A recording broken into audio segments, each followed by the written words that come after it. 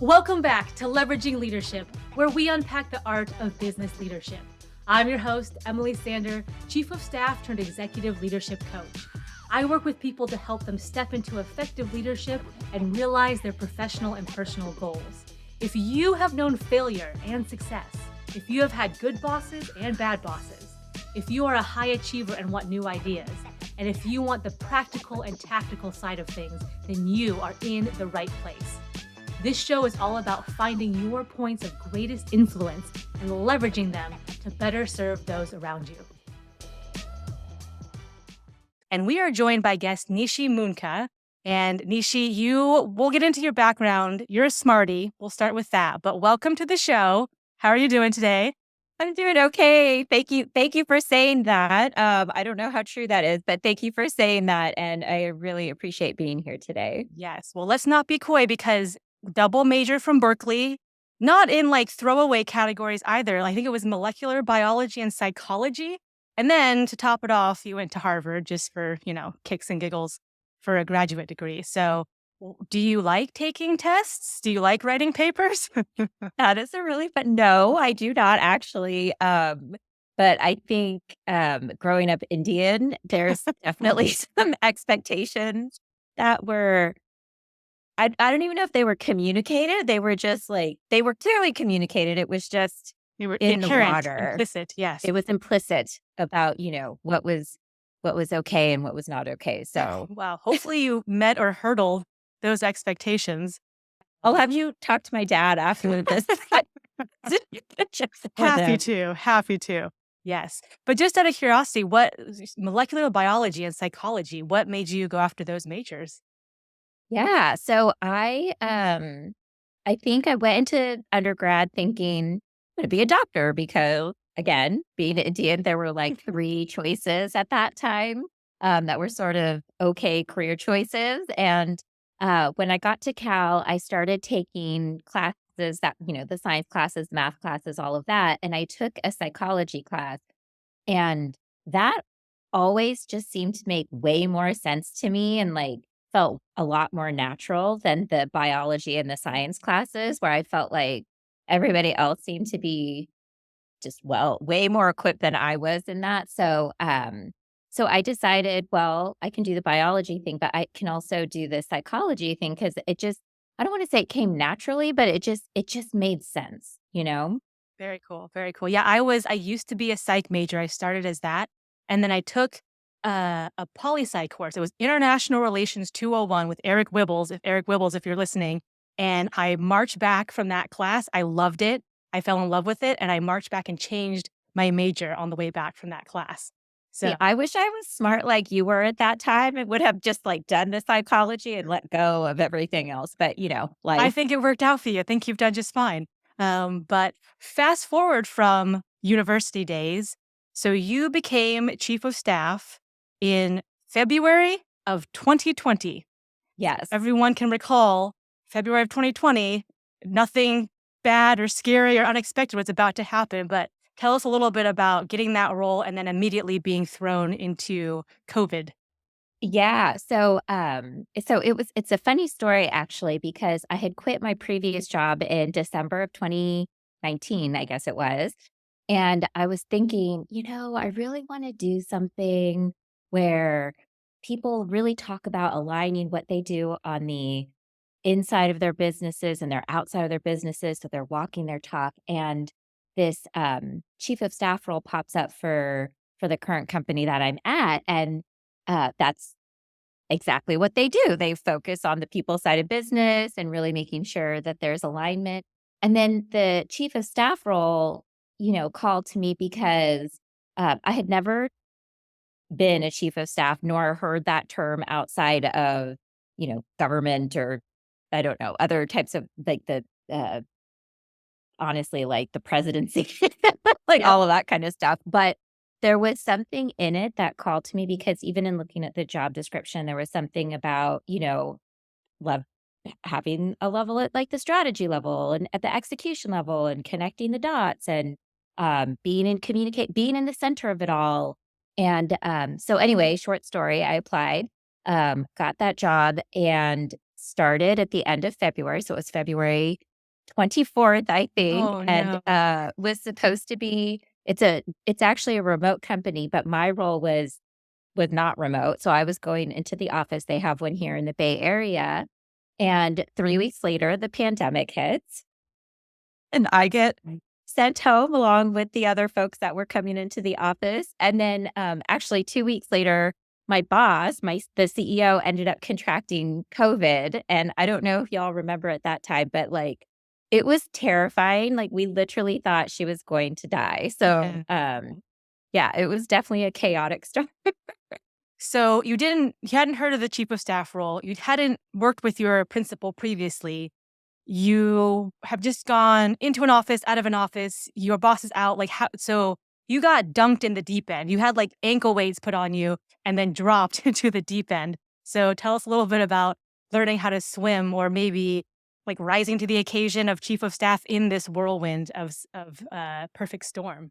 Yeah, that's a really good question. I think my mantra was like, how can I be helpful? Like what can I do to be of service to literally anybody on the leadership team? Because at that point, I was still learning like what we did as an organization, who the people were, what my job was, who my CEO was. So there was a lot of I think just leaning into, like, whatever sorta came my way, like, if it felt like, "Oh, here's this ball, and what do I do with this ball?" And no, but, like, it was following up on that ball, like, figuring out where does the ball go, or, um, if there were things that felt like gaps, asking the question, during that time of, "Is this a gap? Is this important? Is this not important?" So there was just a lot of, I think, kinda feeling my way into being helpful because there was just there was so much learning just from being onboarded to it was just it was a lot. It was a lot. It was a lot of a lot is what it sounds like. Yes, but I think what I heard in there was even in these scenarios of, "Oh my goodness, I don't know what's happening," you were proactive and you said, "Okay, well, there's a ball. No one else is picking up that ball and running. We're all looking at the ball, but let's pick it up and move it forward." Or, "Hey, I have a question about this." And you ask it because I think a lot of people would be in that situation, be like, I don't want to say anything because I don't know anything. I don't know anyone." So you had that Yes, there proactive was gene. definitely a lot. I mean, I don't know how other people would approach it, but I was like, "I don't know what else to do here." Uh, so So you were successful at the company in the role. So can you talk about just a few initiatives or projects or things that you've done as chief of staff throughout the time there? yeah, so I think it sounds similar to other chiefs of staff. There wasn't like at least for me, there wasn't a set plan of, okay, these are your responsibilities and here's what you're going to work on. It was more the way I talk about them is special projects that would come up along the way. And so one of the special projects that came up along the way was again after the pan or not after, sorry, during the pandemic in June of 2020, as you know, George Floyd was murdered, like the company that I'm at, and like similar to other companies that were there, I think were nascent in where they were in terms of their diversity, equity, and inclusion kind of uh, everything. Like not, just like thinking about it in terms of a strategy and just investing the time and resources and thinking like, what does this mean for us? And kind of coming to that reckoning point. And so my boss enlisted me to help figure out what does that mean and like what do we need to do here and how can we help support. So that's an example of a project, an ongoing, never ending project. And then, with, obviously other resources that have been built in and not just me holding and Sure. whatnot anymore. So I do think there's a little bit of that, "Oh, you're gonna hold it till here, and then you're gonna let go of these pieces," and, that kinda thing. I think another example of something that we worked on or that I worked on was and I don't even know if I'd call it an intranet, but it was this, like, internal social media communication type tool, and it got introduced, we introduced it to the company, I can't remember when that was, but maybe 2020, April of 2021 or something like that, and so even figuring out, like, what is this? how does this like fit into Okay. all that's happening within the organization? How do we get people to connect with it, to leverage it? Who owns what, you know? So there were definitely a number of special projects along the way, in addition to just kind of those ongoing sort of responsibilities.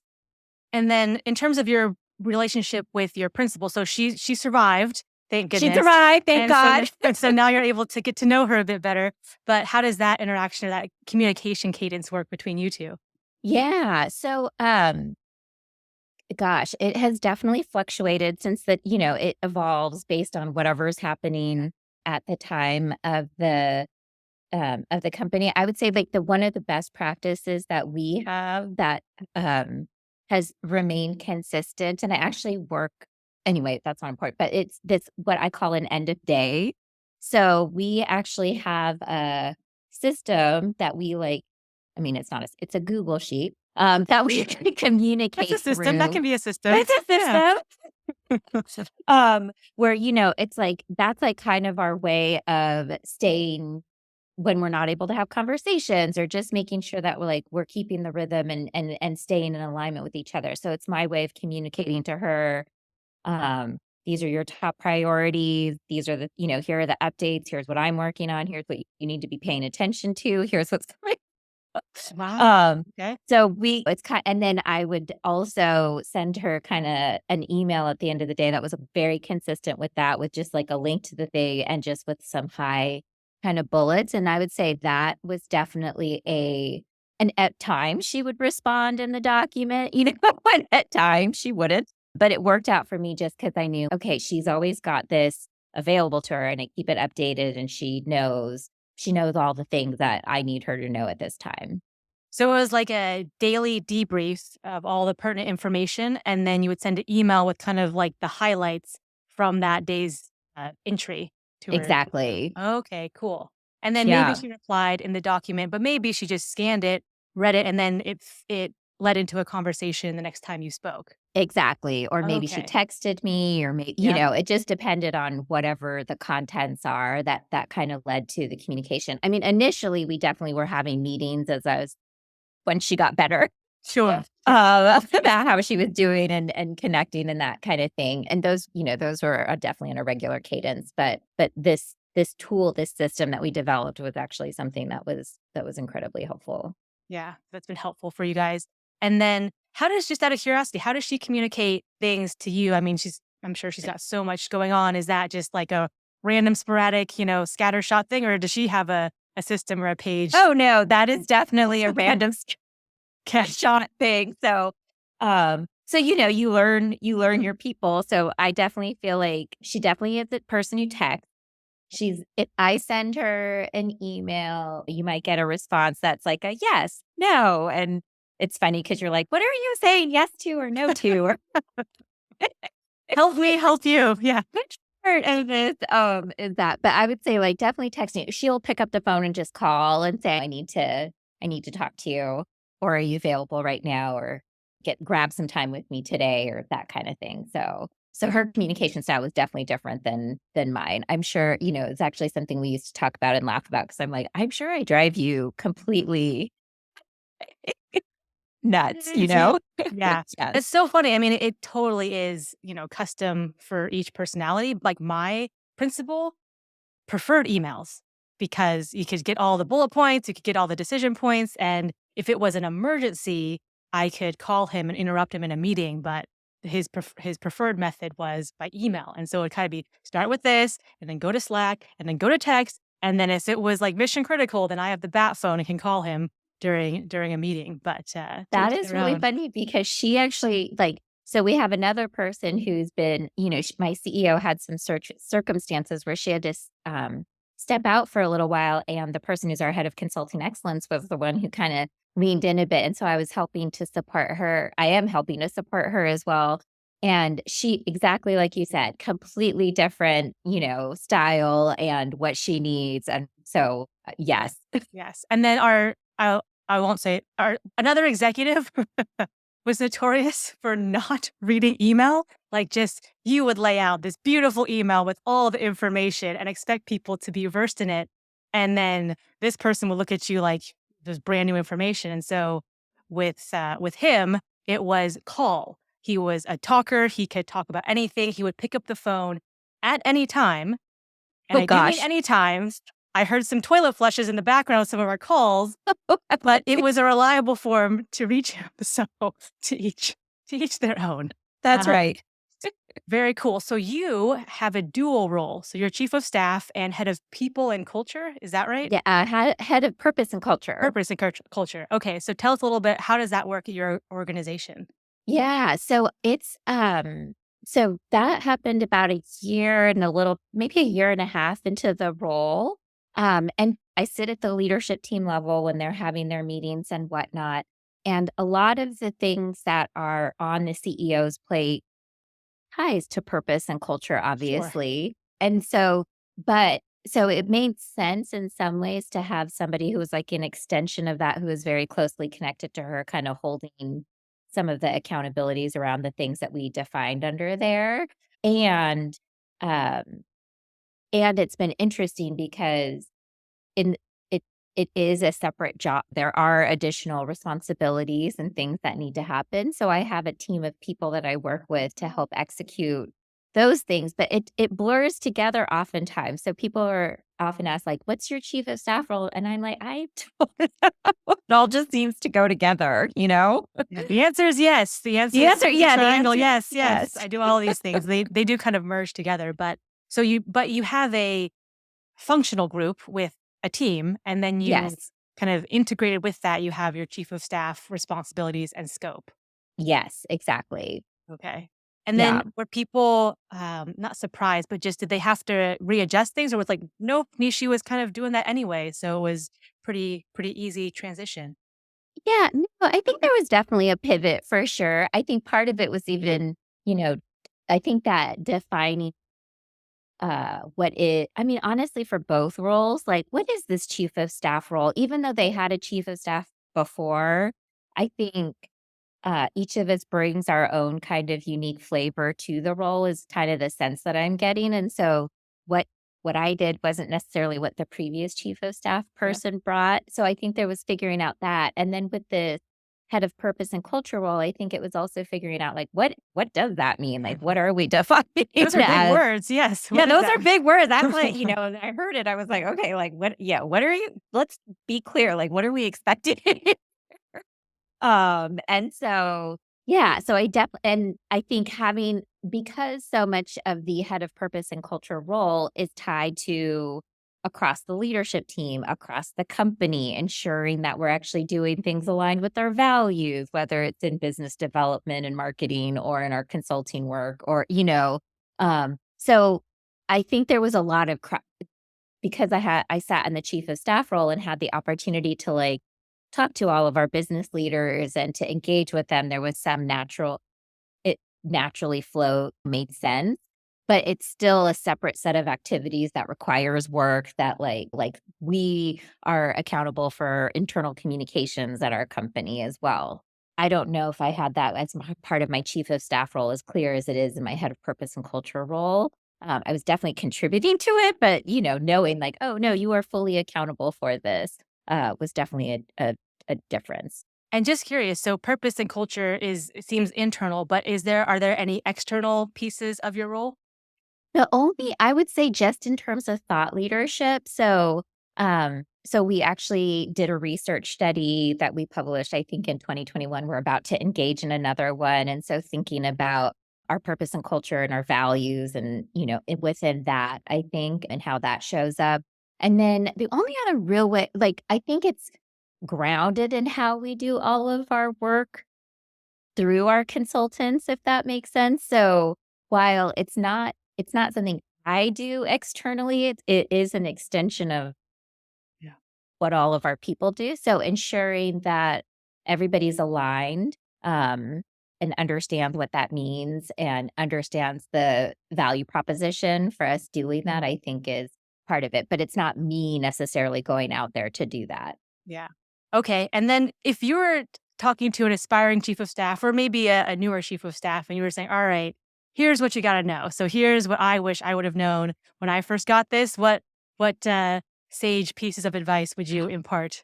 That is a great question. I think I've heard other people on your podcast kind of allude to this as well, but it's definitely not at least in my experience, it's uh, not a glamorous position if you're looking for a lot of, if you need a lot of accolades or recognition or visibility around what it is that you're I don't like, it's a Yeah. very behind the scenes, like, pushing nudging this or communicating that or pushing over here.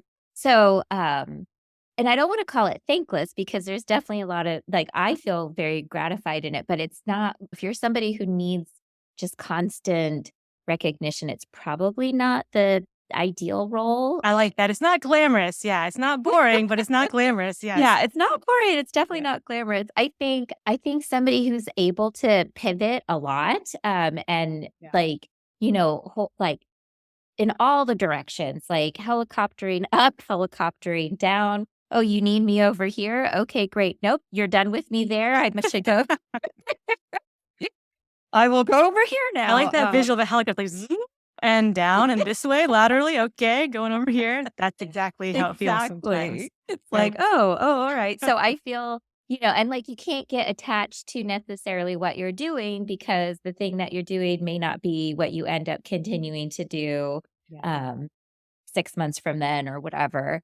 And I would say the last thing I think is I think you really have to love learning, and I do think that does kind of go back to the school thing you were Yes. talking about earlier, which is I think you have to have a lot of curiosity. You have to be willing to like say what you don't know, but also be willing to like go do the legwork to figure things out, to bring recommendations, to listen to a lot of different people and synthesize and figure out what's the best course. There's just I think it requires a lot of learning and a lot of people skills. Yeah, for sure. You have to be curious because you will not know everything in this job. So there will be things that you're like, oh, that is a great question. I don't know. And be able to say that to yourself and to other people. So yes. In terms of prioritization, so you mentioned the helicoptering, like in and out and up and down and over and under and you're doing that on the fly, like literally like throughout your day. Yes. It's like readjusting priorities and readjusting this, and this. If a chief of staff, a fellow chief of staff is listening, be like, like, yes, like how do other people handle this? Do you have any tips or tricks just on like a practical or tactical level for how you like task switch throughout your day, throughout your week? Yeah, I mean, the funny like, I will just say I have definitely gotten into the practice of mindfulness because I feel like one of the things that I've learned is I can't it's hard. I can't multitask. I can't be I mean, I am multitasking, but I'm not multitasking, if that makes sense. So, like, to be able to, like, okay, this is what I'm focusing on. Oh, this other thing came up. Put that away. Now I'm focusing on this. So, I think that's one thing that definitely comes to mind has been really helpful. Because I know in the past I have struggled with like trying to do 10 things all at once and none of it happening at all. I would say the other thing that has helped with the task switching is I have a system that I am completely wed to that like allows me to like keep track of all of the things and know, okay, these things now. So that means this for later. And, that system includes like my calendar and my to-do list and I've got like multiple different ways of just sort of keeping track of all of the all. So I think developing your systems and knowing that, I mean, mine constantly change. So it's like the way I'm doing it one day, like the next week, I'm like, oh, this is my new system just because. It's kind of being flexible and finding what works for you, but Exactly. being intentional about finding what works for you and then trusting your process. Trusting your process and letting it evolve as it needs Yes. to evolve. Yes, for sure. Okay, very cool. And yeah, there's so many, I can't even describe how many trackers or things that people will have. Like sometimes it's Notion and sometimes it's Asana and sometimes it's in Salesforce and all these different ways, but no right or wrong, just whatever works for you and whatever keeps you on point and allows you flexibility and adaptability. Yes, can I tell you a funny story Yes, about that? So I actually use this, I can't remember what it was called, but I use this like track, I don't know what they're called, project management or tracking Yeah. system, task management kind of thing that Google actually had out there. And I'm sure I can't remember what the name of it was. And everything was on there. And then they sent out this email like, "Just continuing this. Oh no. Oh, Google. Don't do that."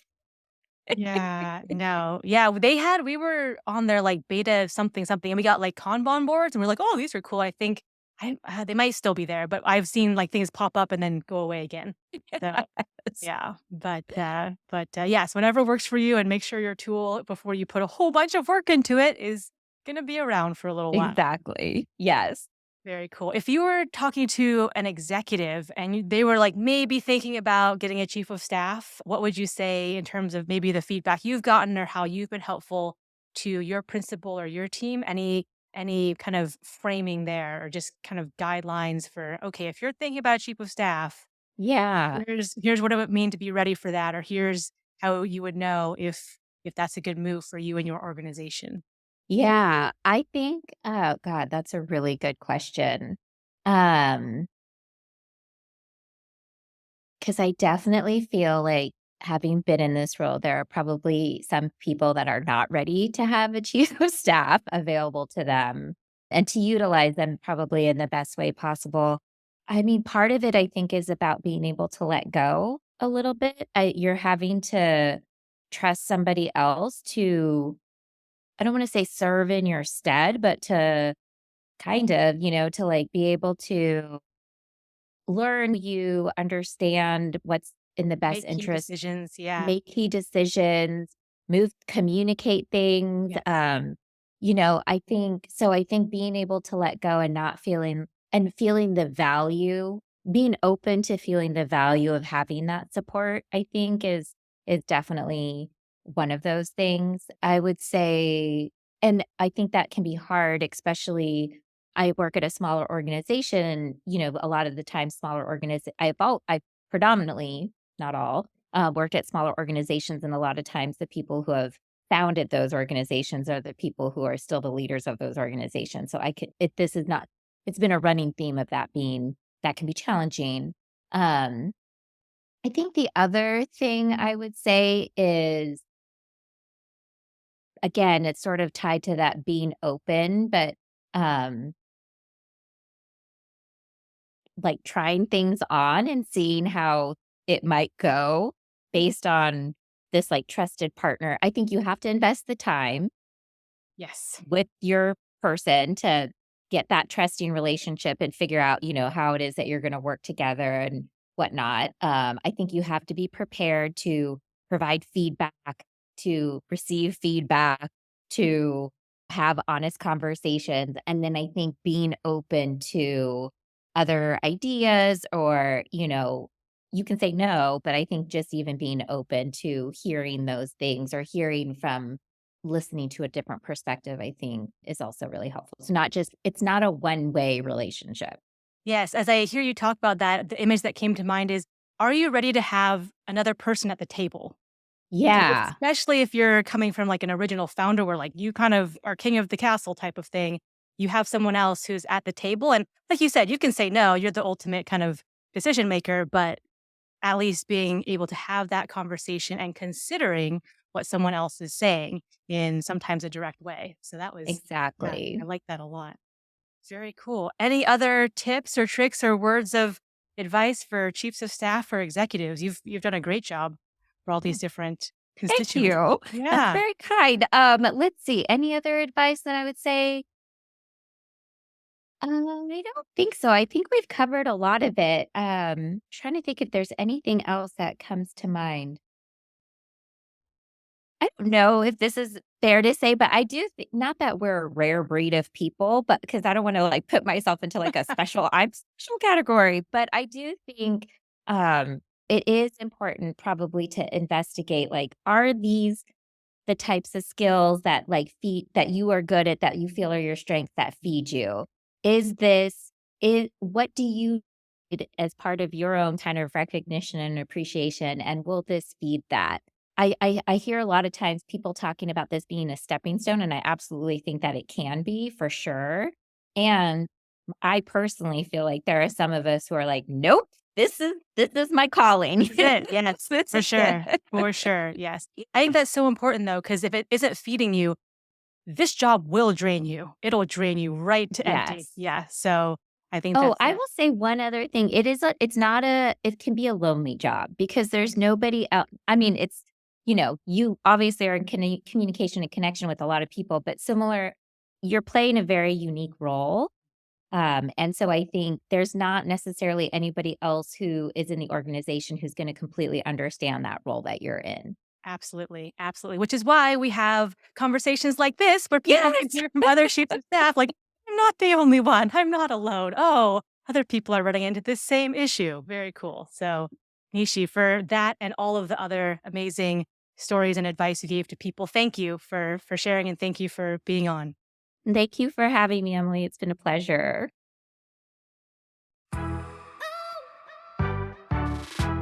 If you enjoyed today's episode, please like, share, and subscribe wherever you get your podcasts.